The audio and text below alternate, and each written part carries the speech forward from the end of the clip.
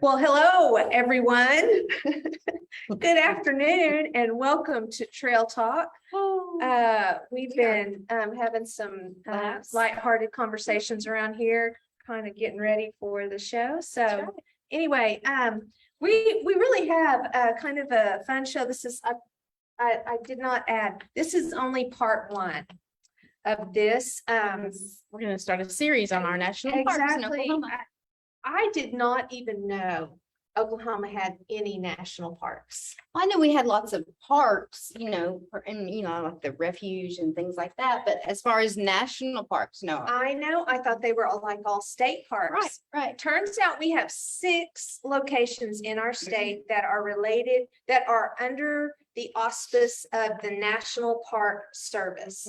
So today we're going to talk about one national park and one national historical site, which is actually a bit of a, I don't know how you classify a park versus historical location, but anyway, they don't have Maybe hiking things trails and things like they that. offer maybe. Yeah, I don't know, but anyway, so let's just get started. The National Park Service, we're just giving a little nod to them. I always think that that's a cool little symbol thing they have there. So the Chickasaw National Recreation Area is the closest national park to us here in Duncan. Correct. And I forgot to say welcome to Trail Talk. I just said welcome, glad y'all are here, blah blah. Well, And I'm if you're Edie. tuning in, I'm Edie. and I'm Mary. And yeah, sorry about the informal kickoff. Well, for those that maybe were late to the party. Exactly, yeah, you guys are with us now. Yeah. So anyway, so the National Recreation Area, it started in 1902. I'm so impressed by all of this. I time had ago. no idea. 640 acres. Yeah, purchased. the Chickasaw, let me try that again. The Chickasaw Nation actually sold that 640 acres to the government to protect the mineral and freshwater springs. So it had been referred to as Sulphur Springs. Even me growing up, I always called it Sulphur Springs, but that has not been the official name of that location for well over 100 years. So, And we're locals and we don't, Right. that's what we refer to as. yeah. So in 1906, it became known as Platte National Park. And in 1976, Platte National Park and the Arbuckle Recreation Area, which I love that lake so much. We're going to talk about that a little bit. They came together and now it's called the Chickasaw National Recreation Area. It has 6 public campgrounds and 400 campsites, a nature center. There are a lot of things to do at this park. So the Chickasaw and Choctaw Nations actually, I guess, came together, and the Choctaw Nation must have owned a portion of the land that eventually became this whole big thing. Outer circle there. Right. And I thought it was kind of cool that those 2 Native American people groups decided that they wanted to allow the government to protect the natural springs and the mineral springs and things, and not keep them just for themselves. They're sharing them with everyone by the They saw they'd be protected and, other people could enjoy it. Yeah, and that they would become a national park. So and Platte National Park, that is a name I have not heard of ever. No. So I've heard of Platte College, yeah. but never Platte National Park. Yeah. So anyway, there are a lot of cool landscape elements that are there. Pavilions, campgrounds. Yeah. Waterfalls. A lot of these things were I guess built up or cleared or, kind of made a part of the actual park in the 1933 to 1940, when the Civilian Conservation Corps, the CCC, during those were the 30s. That was during the Great Depression. Right. And the government had what was it called? Was it PWA or something like that? And then the CCC, they had two different works. The government was essentially providing jobs for people so that they could earn a living because During this jobs were so, Scarce. yeah, it was such a difficult time. And Right. so, Well, at that time, they said they got over 200 workers a job there in that time. yeah, exactly. So 200 people in the 1930s, over near Sulphur, Oklahoma. I mean, that was probably a pretty It's a good significant, hefty number. right? So it says they planted over 500,000 trees and shrubs, and it had the CCC work group there was the largest and longest running of any in Oklahoma. So, I mean, it was a significant contribution to the establishment of the park and everything. Correct. So I think this one, There's the lake. of the okay, Ark. that's the Lake of the Arbuckle. So, well, let's see. Here, a Platte National Park. So this picture is from the 60s or 70s. Mhm. But See you that can symbol we see, saw earlier. yes, and you can see it's part of the National Park Service. Mhm. And it was combined with the Arbuckle Recreation Area in the 70s. And it says, okay, this is something, okay, so this was the 7th national park established in the United States. Mhm. 1, 2, 3, 4, 5, 6, 7. We have set. But, and there's necessarily no reason for this. It's rarely mentioned in any National Park Service informational resources. I don't know why. And I got this from the National Park Service website. That's where I got this information. Anyway, historic maps and documents and written accounts kind of help fill in the blanks for this piece of Oklahoma But history. you would think, the 7th in the Yeah, United States, that's a significant thing. I mean, yeah, they could have they have all these other big states and right. well-known areas. Right. And here we have. Yeah, Never seen I'm it. wondering if it's because places like the Grand Canyon and this, the Redwood of Forest, overshadowed. and some of those places just overshadowed it so much. Yeah. But that's another reason for us here in Oklahoma to realize and Celebrate. understand, Mhm. and celebrate the significance of having this park here.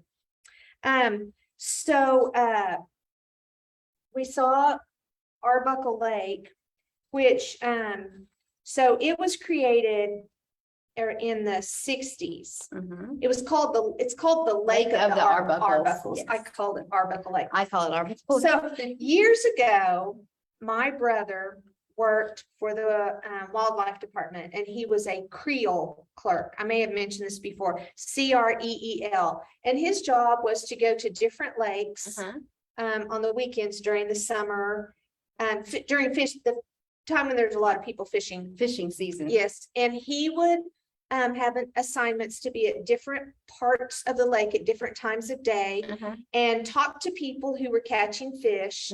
And he would ask to see what they caught, measure them, record that information.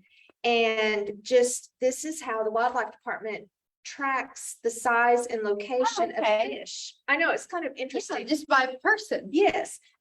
So one of his lakes was the Lake of the Arbuckles, and that was my first time to go to that lake. And it is so different from any other lake I have been to because it's very rocky over there. It's at the base of the Arbuckle Mountains. So you have these hills and mountains and green trees. And because it's so rocky, it's not a dirty, the water is clear. You can see way down into it. There's all these little, coves you can go into. Yes, it is just a lovely really- little lake. really nice. And but it's just so unique for a lake in Oklahoma because it's clear water. We're used to muddy and, Yeah, yeah. yeah, for sure. Anyway, but it is a really great lake to go visit. And so by combining the Lake of the Arbuckles and Platte National Park, you have the Chickasaw National Recreation Area. So they built this nature center there, which is basically the welcome center as well. Mhm. And they have exhibits, they have live reptiles, amphibians, fish, an interactive learning area, forest and ecosystem of southern Oklahoma portion.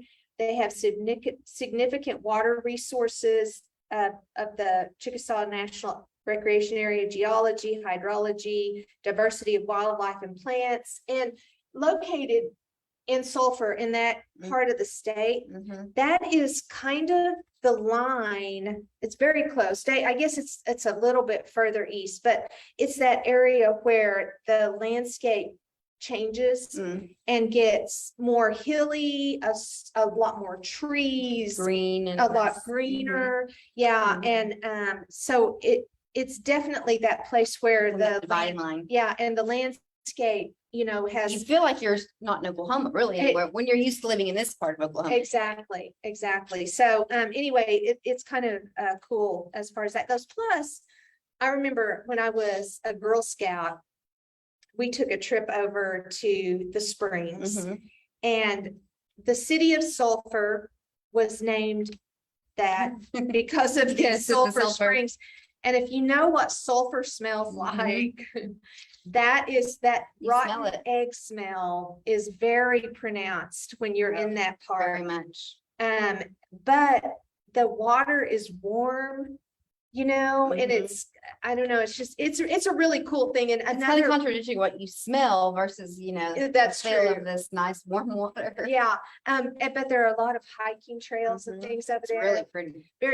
A couple of years ago, my husband and I we were going to go over to do that Talamina Drive, Mhm. and we drove through Sulphur on the way, and we stopped and grabbed some food and parked in the park right there, Right there where the spring is. off the highway. Mhm. And I cannot tell you how many deer we saw.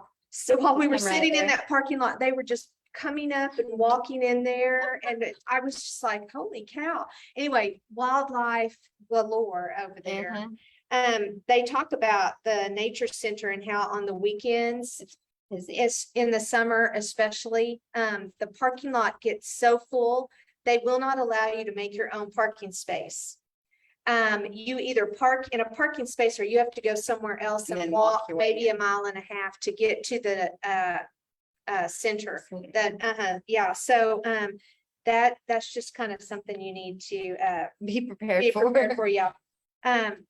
But there's great fishing and all kinds of things at the lake, and it's just a really nice national park right Yeah. there on the The trappers. there's the national park symbol again. Yeah, it's really cool. All the things you can do there. I thought these were great pictures. You can And swimming. hunt and fish. Of course, you have to have a state issued license for those. And if you're hunting, you probably have to have the appropriate tags for Mhm. whatever you're hunting. The trails, these are exactly like I remember them looking. Trees everywhere, just really beautiful. Right. All the campsites, some of them have electrical hookups, not as many have hookups as that don't, don't, right. but you can see they have docks built. All these boats, I mean, that's pretty congested, so it's really a Mhm. lot, but here you get a good view of all the rocks, people playing on the little waterfalls and swimming up Right. in there, so just a lovely place. Yeah. A really great place to go visit, and that would be one of those Day trips. day trips, Yeah, for exactly. sure. From here, Sulphur is just an hour's drive, Yeah. an hour straight east on Highway 7. Yeah. Not even a turn. You just go right over Just hit it. I-35, Yeah. right through Davis, and boom, you're there in no time. That's right. Yeah, so it's a really great place to go visit. Fun So, stuff. yeah. All right, so our next national park, this one is the historical site, a national historical site. And this is so much interesting information. I had no idea about this place, Mary. Okay, Fort Smith National Historic Site. Yep, Park there you Service. go, the Yeah. National Park Service. Okay, now you might be saying, wait a minute, Fort Smith is in Arkansas. Mhm. Okay, so this historic site is considered partly in Oklahoma because there was actually a first Fort Smith and a second Fort Smith. And when you say Fort Smith, now you're referring to the Right. city, but it was an actual fort. Yes. That is how it got there. So it's on, it was built right Fort Smith is just Right across, across that border. yeah, right across the state Mhm. line. But it was built there because the Osage people lived up in the northeast part of Oklahoma. And then during the relocation of the 5 civilized tribes, the Choctaws were given that land. If you'll remember, the Osage were omitted. They were already here. Mhm. They were forced out and they went up into Kansas. Mhm. And then they were allowed to come Come back, yeah. back. Right. But so the Osage and the Choctaws especially were at odds with each other over this land. And it seems crazy. It's no wonder the government intervened because the government's the one there. That's the entity that put the Choctaws there. Mhm. Right. So anyway, Yes. it was kind of we're setting this situation up a little bit. But so the first Fort Smith was established on December 25th, 1817. In those days, I guess it didn't matter that was I was Christmas gonna Day. say, yeah, I don't know. we're gonna Yeah. go ahead and just put it on Christmas. And it lasted until the final days of Judge Isaac Parker, the hanging We judge. talked about him just Uh-huh, recently. yeah. Who had jurisdiction over Indian Territory Mhm. until 1896. So it spans about 80 years of history that even though it's not right in Oklahoma, it has everything to do with With Oklahoma, Right. with our history. So, and there are all kinds of people involved in all this, but just let's go back to the days of the Louisiana Purchase. This all started in 1803 when Thomas Jefferson was president of the United States. He bought this piece of land from France that essentially, I think it more than doubled the size of the United What it was States. that time, yes. Yeah, I think it was bigger than What we already we had at that Mhm. point. Mhm. One of the motivations for doing that, for purchasing that, because it was land that was all west of the Mississippi River, Mhm. was that his notion, I mean, not just his, but his and Right, others other involved. government leaders felt like the best way to keep peace between the European settlers who were moving west Mhm. and the Native Americans who were there was to move all Native Americans west of the Mississippi. Mhm. So by purchasing this big piece of land, They had land. they available. had land available. Never mind that it was already inhabited. Right. We're just gonna keep By moving people from where they many were. Tribes of Native Americans, everyone already had their own place to This live. wasn't like uninhabited, Right. just Yeah, land. yeah. Plus the people that lived east of the Mississippi were accustomed to a completely different terrain Mhm. than what was west of the Mississippi. Right. And so there was like upending people's lifestyles. It was a big thing, but that was the plan. Now remember, Andrew Jackson is the man who was president when the relocation actually Took happened in the place. 1830s. But that tells me from 1803, even before 1803 till 1830, they were planning all of this Right. out. Right. This was in the years. works. Yeah, 2 decades. yeah. They were working on making all of this a thing. And the whole Louisiana Purchase down to what became Oklahoma Right. ended up being the land that they eventually moved the Gave Native them Americans to. Mhm. So, I mean, it's, when you just stop and think about it all like that, just historically to kind of get us up to where we are today and why Fort Smith was built and everything. Mhm. That is why. So it was built in 1817. We had, now this was, prior to 1830 to the relocation, Mhm. but we had Native Americans that were already being kind of, Dislocated. yeah, moved and- along the way. yeah. So, okay, it does say that, President Jefferson thought it would take 1,000 years Yeah. for white people to settle the all the way West. to the west, when it just took 50. Yeah. So there was not that transition, the great transition time that he had anticipated. Right. So Fort Smith was built to keep peace in the Arkansas River Valley. Oh, this is between the Osage and the Cherokee. My bad. I was the whole time I was saying that, I was thinking that was all Cherokee land up north. Right, Why does the Choctaw? I was thinking about the Choctaws from the Chickasaws and Choctaws before. Anyway, so they built it, and it was sat above the Poteau and Arkansas rivers, a spot known by French trappers as Belle Point. And by 1824, the frontier had already gone past it.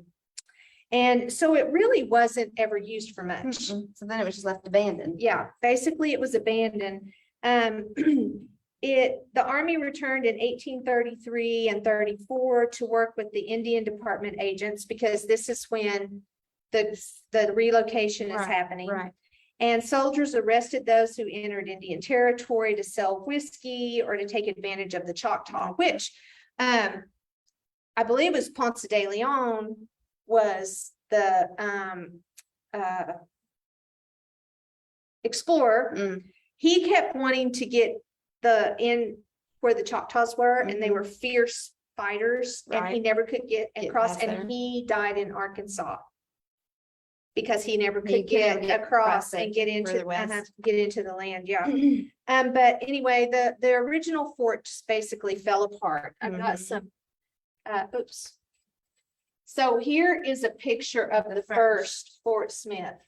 It had these big buildings. It's kind of a pretty it looks kind of like a college, or I want to call it a campus. Yeah, a campus.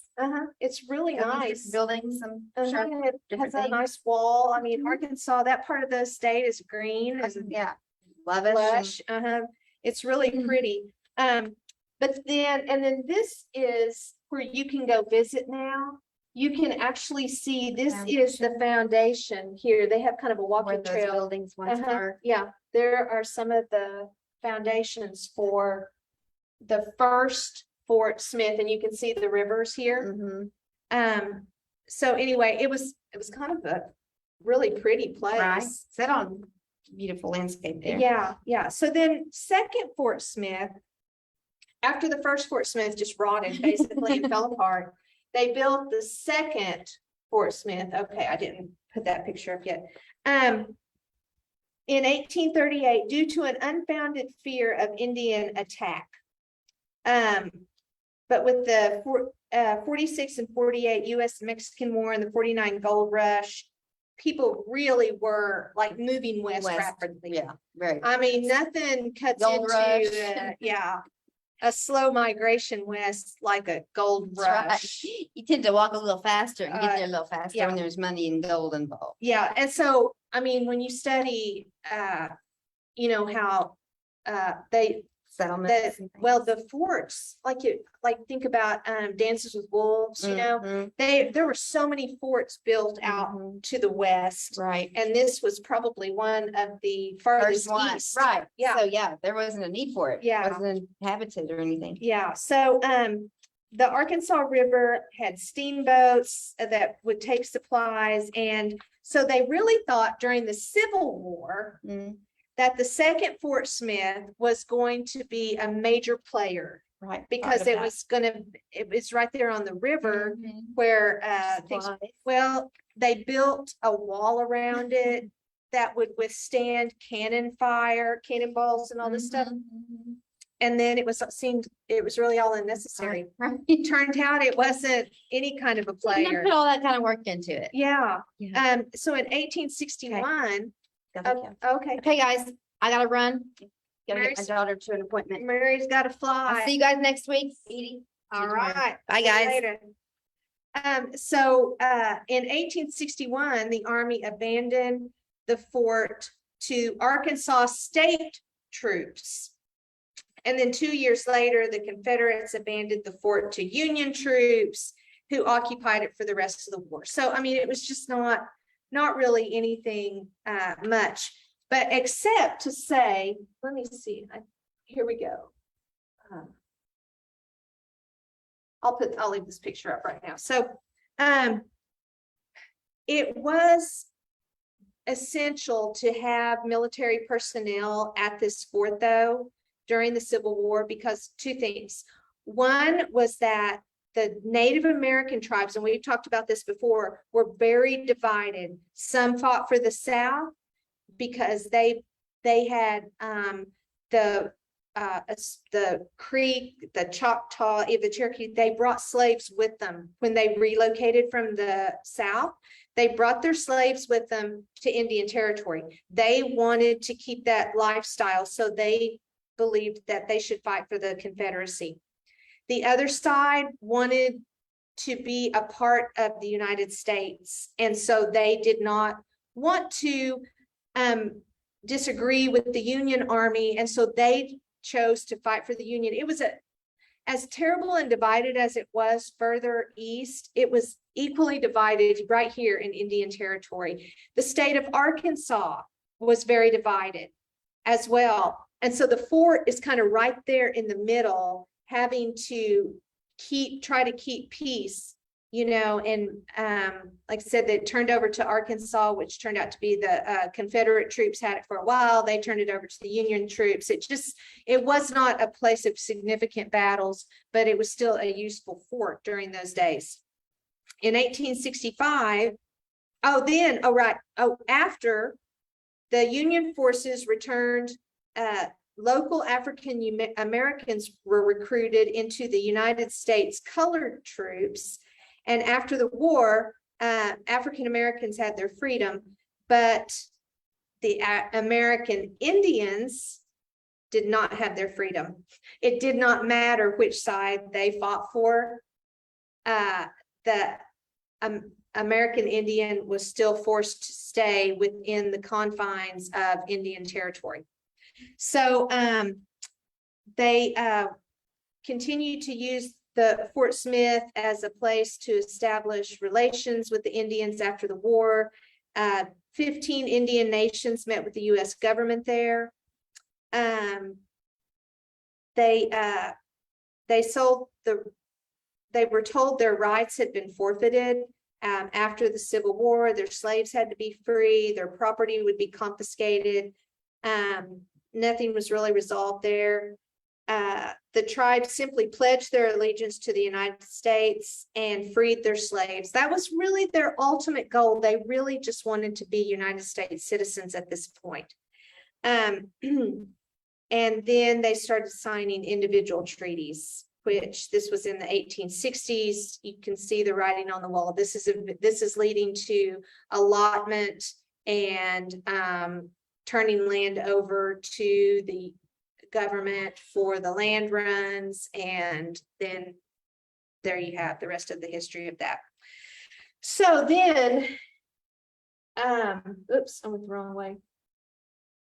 In 1872, the federal court for the Western District of Arkansas had jurisdiction over Indian Territory and moved into what was originally the barracks, which these officers' quarters here, that they moved into that, eventually setting up this courthouse there. And Judge Isaac Parker became the he became the I guess the district judge. I don't know if that's right. Anyway, he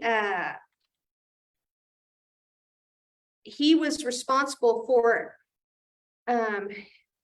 maintaining law and order in Indian Territory. Now, these are the same days as you have your cattle thieves, you have bank robbers, you have the James Boys and all those Western gangs and just all of this Western lore and persona kind of in coming to the forefront. And now remember, a lot of these cowboys, they fought in the Civil War, they came west looking for a new life, and there's always good guys and bad guys. I mean, that's just a fact of life. And so you have Judge Isaac Parker. He was called, like I said, the hanging judge, but his desire was to create the moral force of a strong court. He believed first and foremost in rehabilitating convicts, reforming criminal justice, and advocating the rights of the Indian nations. But there were some really big sensational cases that he made decisions on that kind of overshadowed some of that work that he really wanted to be most known for. He actually was quoted in 1896, "I have never had the single aim of justice in view. Do equal and exact justice is my motto, and I have often said to the grand jury, permit no innocent man to be punished, but let no guilty man escape." So for 21 years, he held the bench in the U.S. Court for the Western District of Arkansas, and his tenure was unique. While most U.S. district judges only saw civil cases, he heard thousands of criminal complaints involving disputes and violence between Indians and non-Indians. He sentenced 160 people to death. And for 14 years, he did so while the condemned had no right to appeal. He was remembered, I hate to use the word, he was kind of romanticized as being called the hanging judge, but it goes down with the kind of the cowboy lore of that part of sensationalizing that part of what he did. But when you go to visit the park, you can see the courthouse, which was the former barracks. It's been in movies. They have a replica of the 37-star Fort flag because there were only 37 states in the Union at the time. The Hell on the Border jail, because the jail was basically a basement cell where they would put as many as 50 men at any one time. No heating, air conditioning, ventilation, no indoor plumbing. The toilet was a bucket in the fireplace, and the federal jail was called Hell on the Border. Someone wrote an article in 1885, Anna Dawes, about it, and construction of a new jail was completed shortly after her article. His courtroom, during 21 years on the bench, he presided over 13,000 criminal cases, 344 for murder or rape, both carried a federal mandatory death sentence. Judge Parker sentenced 160 men to death, and of those, 79 were actually hanged. They have a commissary building there, still on the grounds. It is the oldest standing building in Fort Smith that we housed supplies during the Mexican-American War and during the days of Indian Territory. It served as a field office for the Bureau of Refugees, Freedmen, and Abandoned Lands. And he actually was in that for a while. It was supposed to be demolished in 1909, but it was rescued, and it housed the first history museum until 1979.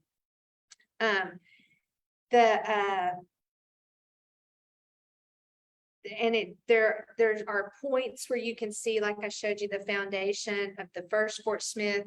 There's a monument to the Trail of Tears. There actually still have gallows there. I did not include a picture of the gallows. I just didn't want to do that.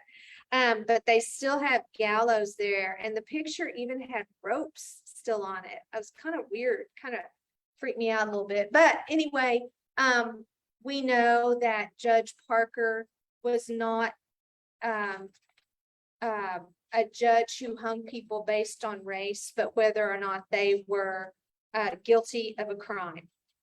And he was just to the letter of the law, I guess, and would not be convinced of it, anything else. There is a cool looking museum inside the visitor center. I love big panels like this and old construction in a museum. I think that really gives it a really cool feel. Plus you can easily read the information about the wherever you are. And so this looks like a really neat museum to go visit. And again, I mean, this might be something where you'd want to take a couple of days if you were driving all the way to Fort Smith from here. But I mean, this is truly one of the National Park Service's probably really great historic sites. There are even walking trails. You could, walk around the rivers. I mean, it's just a really beautiful place. So I don't know if you guys knew about these two national parks that we had here, but I just think that it's amazing and wonderful that we do. I'm looking at a picture because I took a picture earlier. I wanted to tell you I don't about know this. if you know this, Edie. Back to Isaac Parker. Yes. One of his deputies, I don't know if you know this, was Bass Reeves. Okay. He is known as the Lone Ranger. That's where that comes from. Really? Okay. I don't know if you guys heard that or not. Emery just said that one of the marshals who worked in the district where Judge Isaac Parker was named Bass Reeves. And he was also known as the Lone Ranger. That is a cool thing. We might need to have a little trail talk about that. He was a African American. An African American called the Lone Ranger, or referred to as the Lone Ranger. Very interesting. That is going to be a really good thing to investigate. Also, I believe I saw Sam Bass. He was an outlaw of those days. And I know we've talked about like Bud and Temple Abernathy a little bit on here, and Jack Abernathy. Jack Abernathy was a U.S. Marshal. I did look up the U.S. Marshals who worked in that district. Jack Abernathy was not in Isaac Parker's district. It has their historic this website for the Fort Smith. You can look them up by name, and Jack Abernathy was not listed on that, but anyway, I just wanted to say that Sam Bass was Bud Abernathy's horse. That was his horse's name, was Sam Bass. He was named after that outlaw. I thought that was kind of funny since his dad was a U.S. Marshal. Anyway, the little things that make this stuff interesting. So thanks for tuning in. We'll have a couple of more of these national parks for you a little bit later on. But tomorrow, a friend of mine named Stephanie Morcom is going to be on Trail Talk. She works for a group called Ambrosia. And let's see, also, no, I can't think. Anyway, but she is going to talk about an event that's going to be happening on September 29th called Recovery is Possible. And it's going to be happening right here in Duncan. She's going to talk just about some other things too, but you're going to want to be sure and join us tomorrow at 3:00 and hear about all the really amazing things that Stephanie and other people that she works with and other organizations are doing in our area. So thanks for watching today. I'll see you guys tomorrow. Happy trails.